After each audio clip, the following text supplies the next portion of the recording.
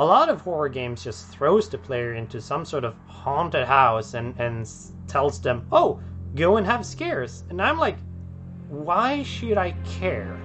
And answering that question, why should I care, is extremely important to have that sort of deeper experience and sort of lasting impression.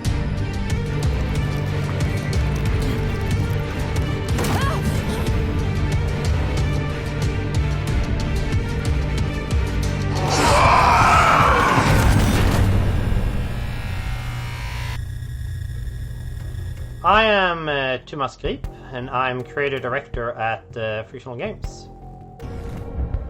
Amnesia was released in September 2010. The first reactions that we got from Amnesia was that it felt very fresh to have a protagonist that couldn't defend themselves. What have I done? This is crazy. Don't forget. Don't forget. I must stop him. Focus.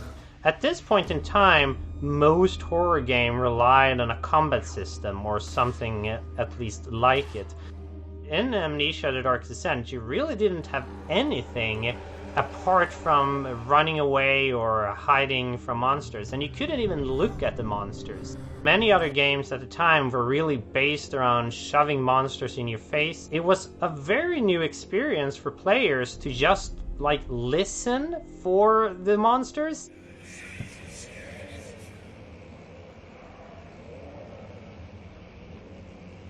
Trying to use their imagination in order to figure out where a threat might or might not be. Now they had to base their tactics a lot on their own fantasy. When we first released Amnesia, we got some really good reviews saying that it's one of the scariest games ever, but we never really thought ourselves as making a mark at that point. But we got pretty good feedback from our player base.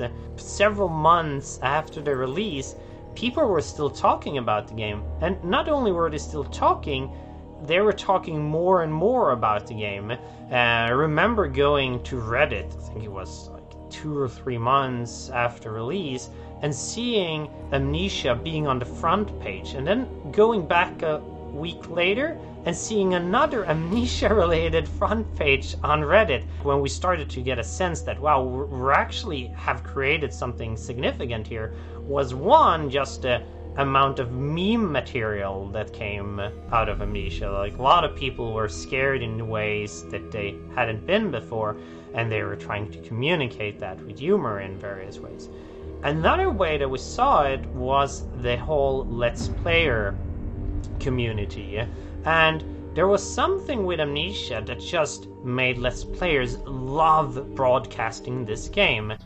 If the monster comes, you sacrifice the head. Oh!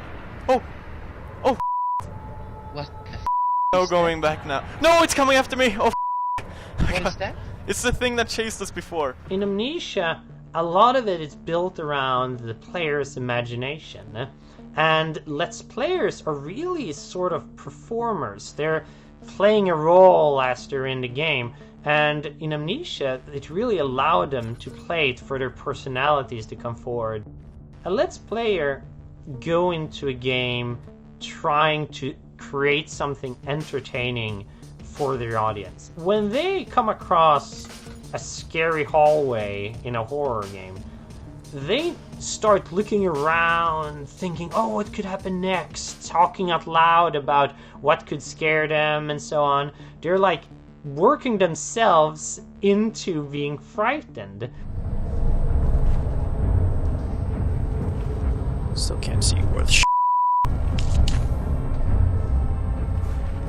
I think that it taught normal players to play the game in a certain manner. That also helped to boost the popularity of Amnesia. At the time Amnesia was released, you have names like Markiplier and PewDiePie, who are still one of the, biggest YouTube personalities around. Oh,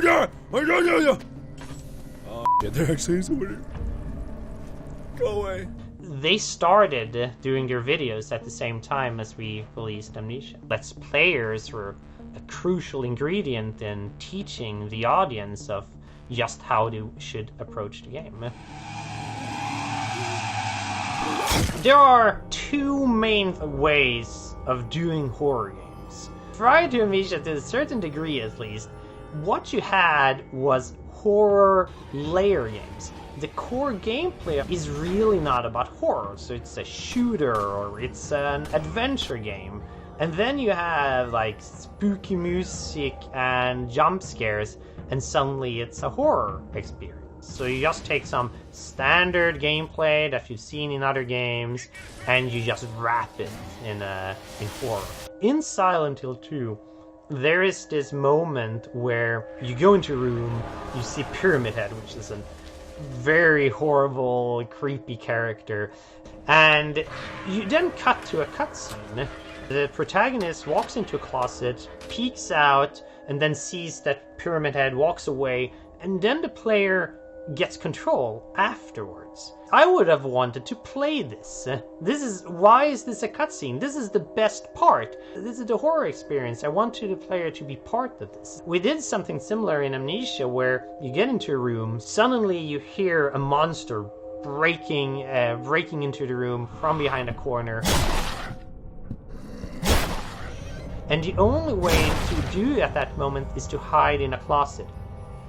What happens here is that the players recreates this scene from Silent Hill, going into a closet, using their own agency in order to go into the closet and peek out. Nothing is scripted, and they're really there doing these things. They're simulating a horror experience. They're playing through a horror experience. The other way of doing it is horror simulators. I think that the best example is Clock Tower. In Clock Tower, you really see how the developers are trying to replicate the horror movie experience. You can hide in closets, you can push aside the antagonist. You only had one antagonist, like Scissor Man, coming at you. After we had released Amnesia, to my recollection at least, there weren't any immediate clones coming out. We were actually fairly alone on the field. Slender is the one that came 1.5, 2 years after release of Amnesia.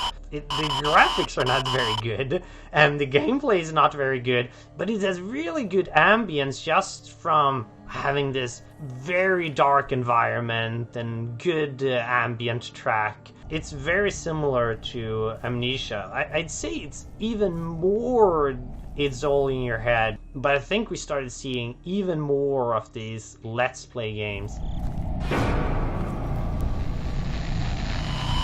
It's fairly easy to make this game, and that's why we made Amnesia as well.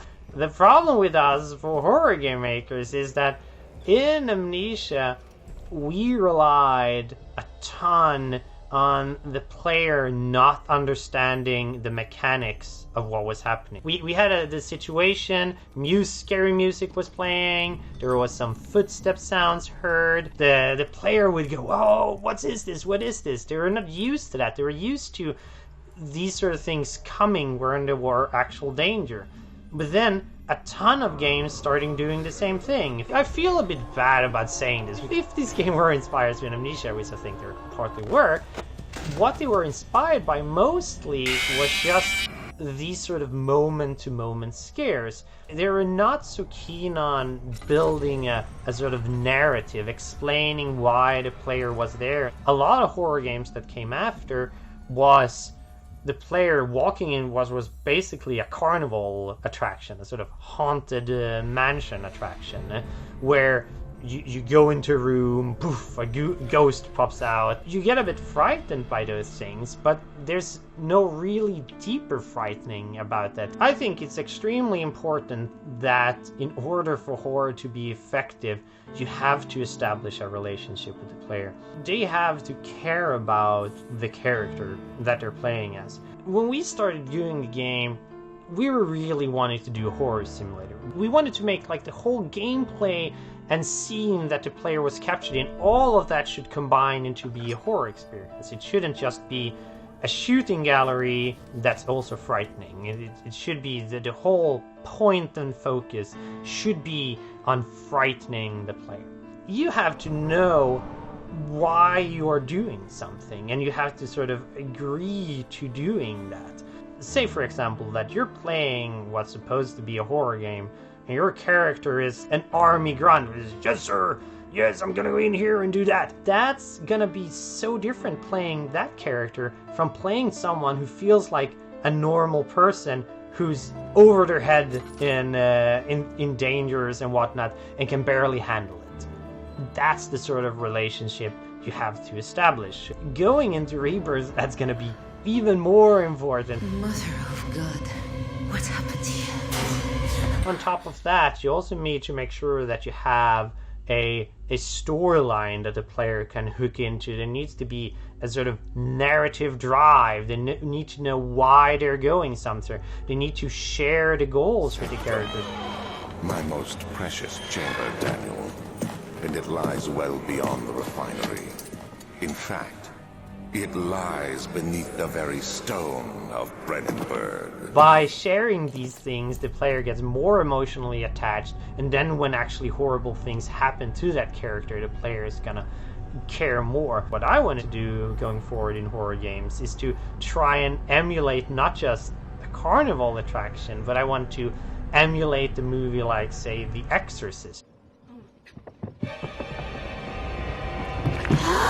The horror is not just the jump scares, but it's the whole narrative. It's on a much deeper level. That's sort of something that lasts after you've seen it, that affects you more deeply. If you have some sort of reductionistic view on it, it's, oh, there's a scary girl and there's some scary sightings and so on. And if you just try and do a movie that has that, you get a bad horror movie, because you're not understanding what makes The Exorcist special. The Exorcist is about a mother that's about to lose her child. It's about a priest losing their faith. It's about people being confronted with worst of their nightmares. It's about losing control. It's also anchored slightly, depending on your belief structure and so on, in reality. And all of that makes for a really disturbing experience.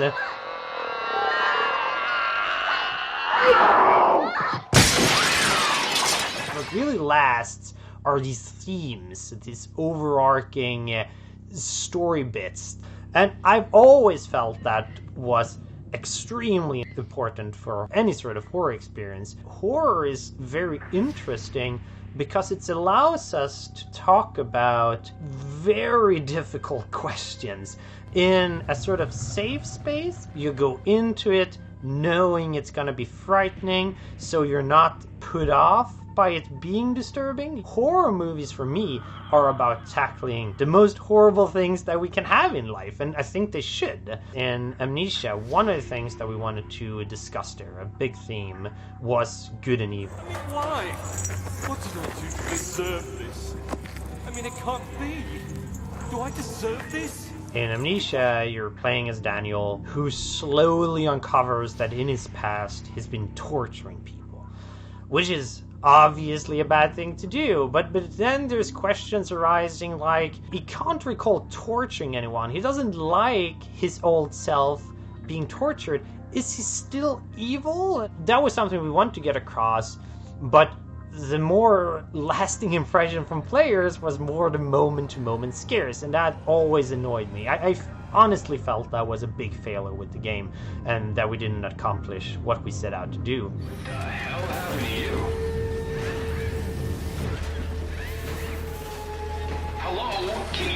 Hello? Can you hear me? When making Soma, we wanted to fix that. We wanted to make a game where people were not just affected and didn't just remember the moment-to-moment scares, but were deeply affected by the narrative, by the higher-end structure. It's a study I'm doing with my colleague Paul Berg. We hope to design a gentle way to work with brain reconstruction. to help people like you. The focus of Soma was not so much on scares, because we were beginning to see, we had to do something different in order to stand out. The idea was to focus more on the narrative that could scare the player instead, that as they experience the game through first-person means, being immersed in the world, as they start reflecting on that, in a similar way to how a player reflects on a sound effect of some footsteps being heard, but on a much more complicated and higher level with how, your own place in the world. In Soma was a lot about consciousness.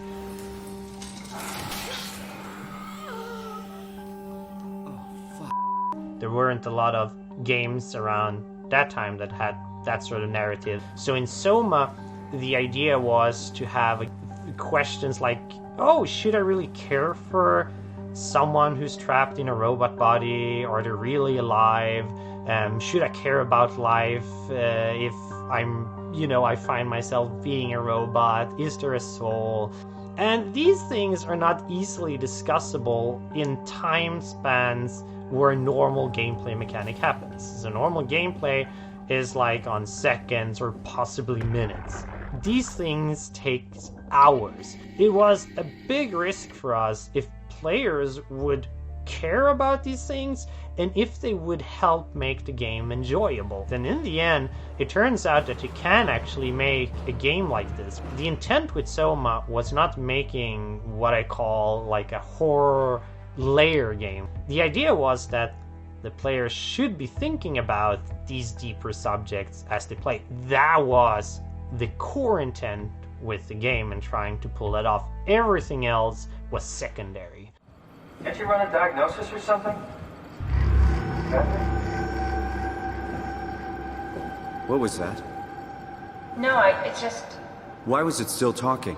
It's the same like before. Catherine, why was he still talking? That's how it works, you know that. What do you mean? You know it's not magic. You were copied. The sleeping Simon in the seat was copied, and now you are here, just like Simon lived on in Toronto. One of my favorite things in the game, you have to answer a questionnaire about what you think about different things that are connected to the game. And then at the end of the game, you have to answer the same questionnaire, and most people change their answers. The experience of having played a game actually affects players deeply enough for them to change their answers to fundamental questions about the soul, consciousness, and so on. And that was deeply satisfying. Going on to Rebirth, we're still trying to make another theme. It's not going to be as philosophical as we had with Soma, but it's still going to be a very strong one. And it's a good thing design-wise, but it's possibly unhealthy to you, but I always tend to focus on the aspects I think failed, and what I think failed in Soma was that we couldn't really mesh the gameplay with the narrative. They sort of go hand in hand, but in certain scenes and so on, especially when you're encountering enemies, they aren't as tight as they should have been. And the whole narrative experience is not as grounded into gameplay as I think we can make. And trying to remedy that is a focus of Rebirth.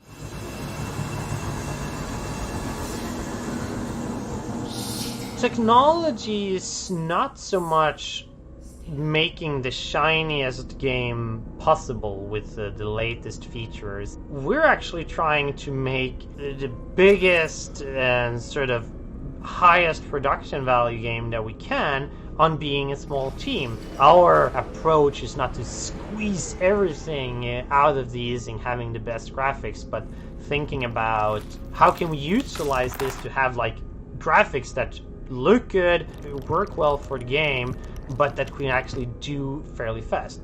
When you make, say, a shooter, you are fairly confident at an early stage if it's gonna work or not. So if you have a cylinder running around and you shoot spheres that are like multicolored spheres, you can have pretty decent gameplay having those extremely simple graphical representation. Feel that everything's fitting, and then you like add the polish on top of that, knowing that not much is gonna change level-wise. But for a horror game, it's very different. If you have a cylinder running around, people are going to go, why should I be scared of the cylinder? You have to have environments that have sound, lightning, and so on. You have to come to a certain graphical fidelity in order to understand if something is working or not. You can't like plan for everything, and certain things just have to be tested if they work or not. Then having a pipeline where we can easily swap rooms around, where we don't have to worry about rebuilding large databases, where we can easily iterate things. We don't have to have servers crunching things for 2 days before we can try it with all the lightning on. In order to do a good horror game, I think you have to be able to do these things, because otherwise a lot of it is guesswork, and it's going to be very hard to get that feeling that you're after.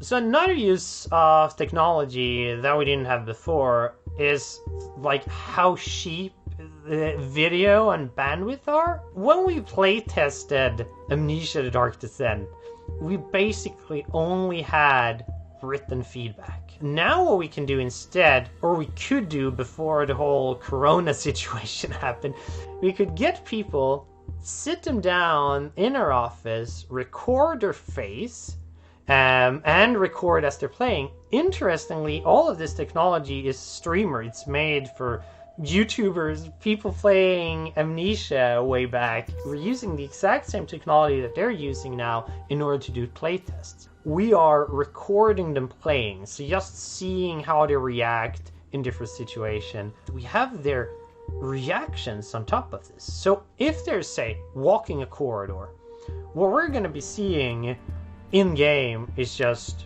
the player walking in a corridor. But when we can check their footage, you can see that they're gripping the controller tighter. They're really staring at the screen. Okay, I think there's something walking around here. Ooh, there he is.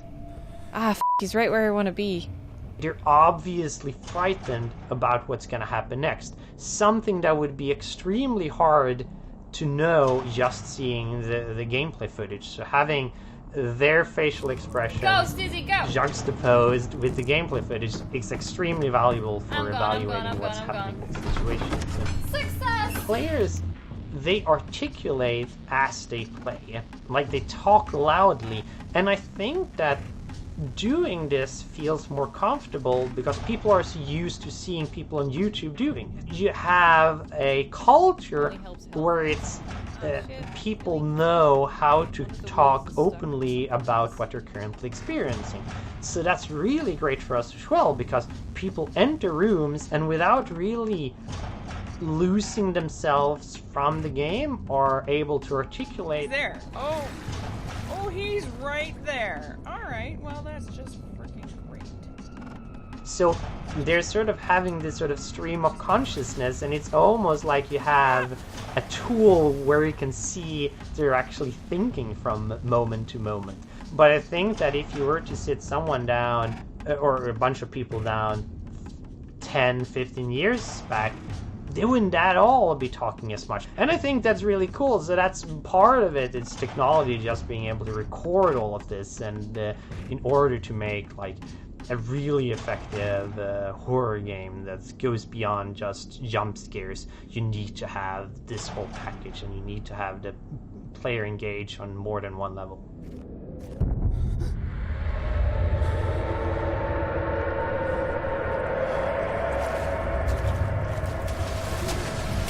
A good example of this is we're trying to set up a scene that's inherently spooky to the players. You walk into a room that's not filled with water, suddenly it's filled with water, so amping up the fear and so on. So the gameplay here, which is keep out of the water, is basically the floor is lava.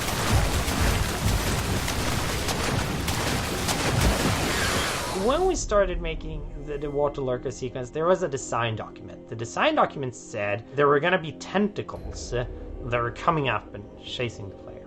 I started to implement this, and I was like, shit, can't do tentacles.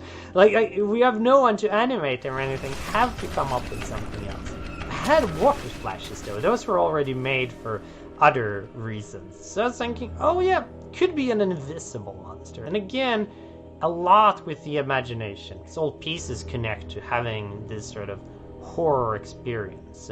We wanted to have as much interesting gameplay at this as we possibly can. So now you have a monster in the water.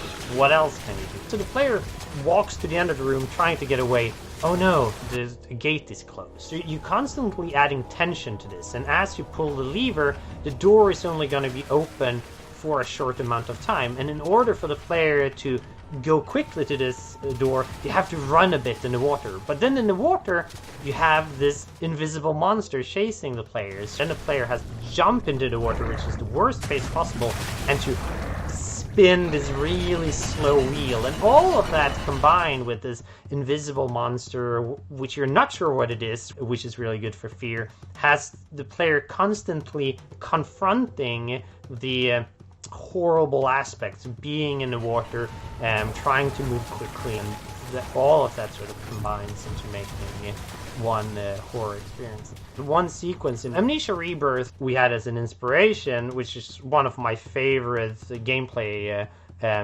sequences, which is the start of the first Silent Hill, where you walk in this alleyway and then it gets dark, you hear sirens, it's just really, really good build up, and then you light the match.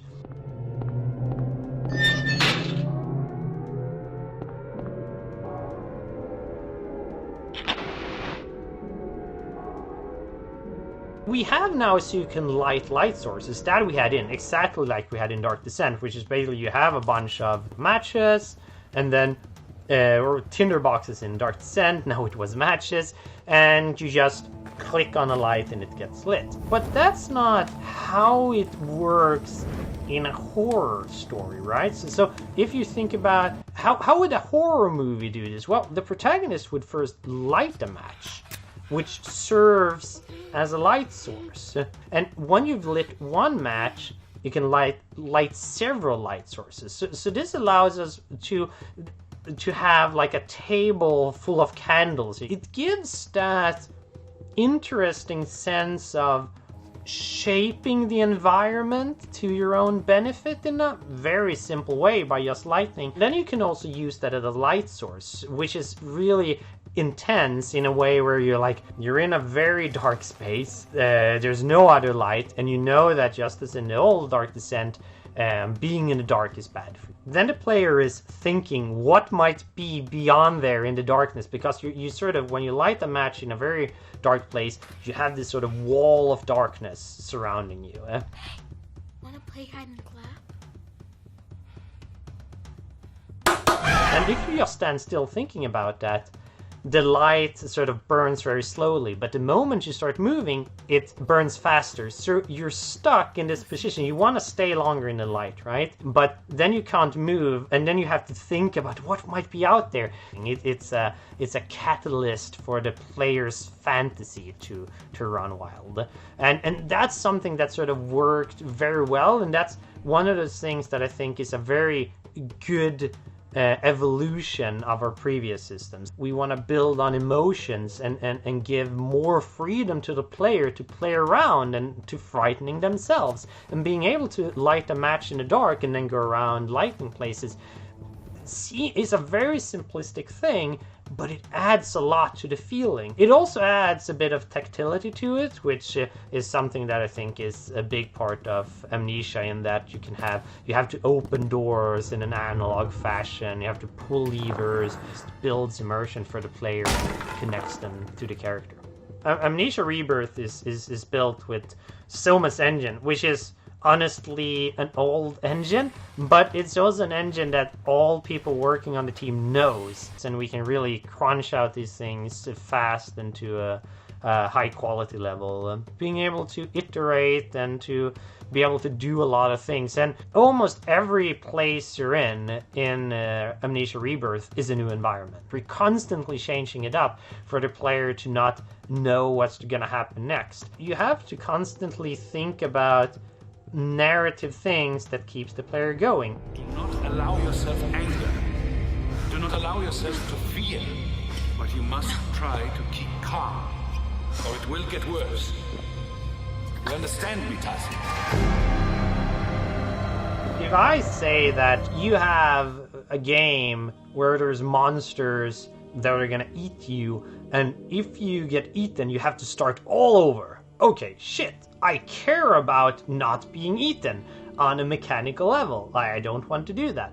But if you have a game that says you are ill, and you might get more ill if you get into certain situations, the only reason that you would care is that if you actually care about the character you don't want them to be more ill. You need to have some sort of overarching narrative goals that means that, oh shit, in order to carry these things out, I need to get hold of my current illness. Otherwise, I can see that further down the line, given a bunch of narrative and story bits, I need to stay healthy. Obviously, this is, like, shit, this is hard, right? So why not just throw the player into creepy things and make scary pop-ups? That's been done. Like that's just gonna be another horror game that's already been made. We want to try and go where games have not gone before. Try and like think about, okay, what would be an interesting journey for the player? What would be an interesting experience? And trying to emulate that in a game. And similarly to Soma, where we said, yeah, we're gonna explore consciousness in a game. If we manage that, that's gonna be what says if the game is a success or not. And in Rebirth, we're gonna have, for instance, an illness, and we're gonna have other things connected to this illness that are not obviously gameplay related. If I'm playing, I don't know, whatever action game and so on, I'm playing it because it's damn fun just repeating this gameplay over and over.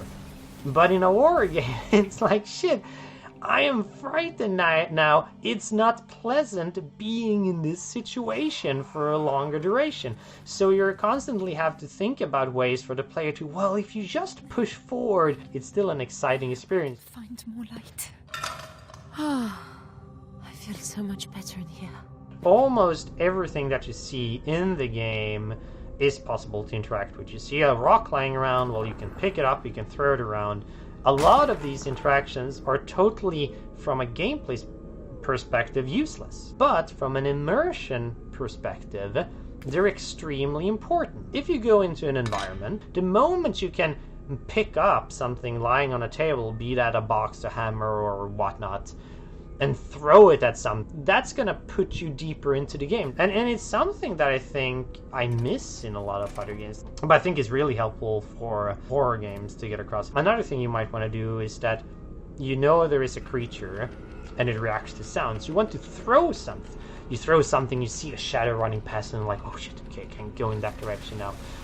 And all of these would be in another game, they would have to be, each one of them, special mechanics. You have to like constantly show the player that there's special controls for analog controlling, there's special controls for throwing objects, and there's a special control for drawing out secret books and whatnot. But all of these become consistent. It's the same physics system that are using all of these together, and having all of that as one of our technologies is extremely important for us immersion wise and just general storytelling that we're doing. Yeah. Just keep talking, Doctor, keep talking. I'll find a way. Amnesia and Amnesia Rebirth as well is a reaction to these games where narrative is a secondary thing in the game and the focus is just on the jump scares. All pieces connect to having this sort of horror experience of having this high-level narrative that spans across hours in order to really have an effect on players. That's more deeply connected now with the moment-to-moment gameplay. So choices that you're making on a moment-to-moment basis, just walking around, thinking about the environment, thinking about sounds you hear, and all of that connects to the big storyline, the themes that we're trying to get across in Rebirth. Two reasons for going into Rebirth. One was that we wanted to be a two-project studio, so we felt we needed to do something where we had some foundational knowledge of how to do it. The other was that there was a lot of unexplored things in Amnesia, so there was a vast lore material that we could use in a new game. But then setting out on making this, it was obvious that a lot of the tricks that used to work wasn't gonna work at all. One thing that we could use to great effect in Dark Descent was that when the player was killed or defeated by a monster, we could just teleport them elsewhere and then respawn or even remove the monster, and the player was confused enough to just, what was happening? And they were still frightened by a monster. Even though you could just run into every monster encountered, you would still be able to continue the game. Monster encounters is interesting. There is a fairly narrow range of designs that are going to be scary to a player. If you go too far and it has 10 arms and butterfly wings, suddenly it gets funny, it doesn't get as scary. But if there's just something off about it, that's when you get the good frights. And it was easier before when we did Dark Descent, because there hadn't been that many games in the same genre trying to make the same sort of scares, but now there's a ton of different titles, so it's been a huge challenge to just come up with the sort of enemies that we feel is gonna work with the storyline, that's gonna work gameplay wise, and that's also gonna look scary enough. The actual encounter of a monster is not that important. If you're being caught by the monster and it eats you, there's a certain catharsis to that, like, oh, I was so scared, but now I don't have to be scared anymore because the most horrible thing that could happen happened. Best time for a monster encounter is before you encounter the monster, and when the player thinks the monster is near. The actual monster encounters, when the player can see the monster more clearly, can move around about it, you have to keep them shorter, you have to keep them varied, because otherwise the player is going to notice what sort of behaviors the monster have. And having just those few details and a large dose of uncertainty, that is the absolutely best way to have a creepy monster. We're like taking that, all of those lessons, we're trying to make sure that every situation in Rebirth where there's a monster is varied in some or some other sense. And there's constantly something new happening that's going to keep the player on their toes. The best thing then is for the player to have enough intense experiences to constantly fear another encounter. I think the most common error in horror games overall is seeing your monsters as gameplay devices. You can't just copy-paste your monster encounters throughout. You have to have narrative connection, they have to have something unique about them, and you constantly have to think about how you introduce and how you forebode the different moments. So what we tried to do was to have this sort of narrative thing that we had in Soma, and to use that knowledge and combine that with the more lower level horror, the horror that you get from sounds and just being afraid of the environment that you're in. The thing that we have now in Rebirth is Tassie, the protagonist, has some sort of affliction, an illness that means that she can't be in scary situations. So the more horrible situations that you find yourselves in, the worse off she's gonna get. From going from something with Amnesia where we could play a sound effects and players would just react and imagine things. We had the knowledge from Soma, and we knew if we could combine this sort of lower level scare stuff with a sort of higher level, more deeper narrative, we could get something that would be really haunt the player. Chris, Nick.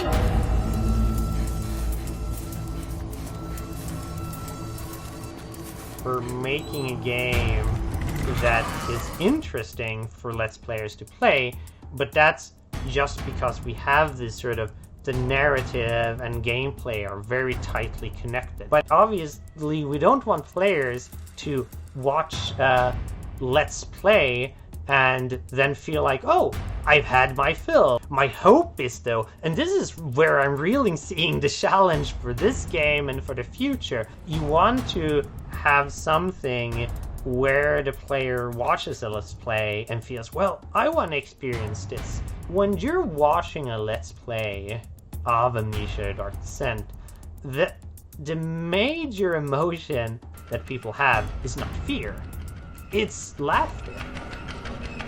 Screw you, game. Seriously. God damn it. They think it's funny when the Let's Player is scared, but then they go ahead and try it out themselves, and you feel like, well, shit, he's really scared. That was funny to see. I wonder how scared I would be. And moving forward, I think that that's the big takeaway actually I have from Let's Players, and I think that's something that if you go at it from the right direction is going to lead to very interesting experiences, is where you have games where people can watch, you know, a big like whole playthrough and still come out of that saying, wow, I'm so excited to have a go at the game now after seeing someone else play it. Alex Sterling. Oh god. Oh god, no. Amnesia Rebirth is not Amnesia Dark Descent plus, or, you know, it's not just version 2 of Amnesia the Dark Descent. It's its own game. It has its own new theme. It has different things for the player to care about. All of these happen in a sort of Amnesiac-esque setting and with Amnesia-esque gameplay, but we're totally trying to achieve very different things. In Amnesia Dark Descent, there is a lot of emphasis on the background story. In Amnesia Rebirth, it's a lot of the emphasis on what's happening now to the player, the sort of present narrative that's happening. What is the player going through at this very moment? How do I react to the things happening just now? The themes, again, are very different. We want players coming in, playing Amnesia Rebirth and saying, wow, this was something I haven't seen before. Make it its own thing to be evaluated on its own terms. I think it's impossible to not be influenced by what other people have said about your games, if that's critics or what you've read on forums, Reddit, or, you know, getting posted on Twitter or whatnot. You're gonna be affected, and you're gonna take that into account as you make your game. But I think it's Neil Gaiman who said it. If someone says there is something wrong with what you've done, they're almost certainly right. But when they say what you should do in order to make it better, they're almost certainly wrong. If someone says Amnesia would be better if it had guns, for instance, you don't want to take that face value and, okay, write down in my notebook, we need to have guns in our game. Instead, you want to be thinking, like, read between the lines. Why would they say something like this? From my end, the best ideas are being influenced by sort of sources that are as far away from what you're trying to do as possible. One of the largest inspirations for The Dark Descent is a book about how the brain was the center of thought. And what was so interesting about that book was reading about all of these 18th, 17th century scientists making these weird experiments in small groups in castles. In Soma, it was sea life overall, obviously philosophy and so on, but just as an environment. And in Amnesia Rebirth, there are something that I've been always very interested in are tales of extreme survival. The one book that we sort of read as a whole team was a book called Skeletons of the Sahara. The game doesn't really have a lot of those aspects to it, but what survives is the sort of general gist of survival under extreme conditions. Other thing also that's a part inspiration is this Discovery show called, if I recall correctly, I Shouldn't Be Alive. So the game Amnesia Rebirth has a lot of that sort of baked into the experience. The interesting bit about these survival tales is not just always the actions take, but it's the sort of mental processes, because I think that a lot of the people who don't survive these things just give up for various reasons. It's really about life and what matters to you and what sort of moves you forward. That's something that we're trying to bake in as a thematic in Amnesia Rebirth as well. Where is everyone? Mother of God, what happened here? When we release Amnesia Rebirth on 20th of October this year, it's gonna be over 10 years since we released the original Amnesia Dark Descent. I'm really looking forward to seeing the reactions on this new game and how people are gonna compare it to the old one and so on. It's gonna be very, very exciting to finally release a proper sequel.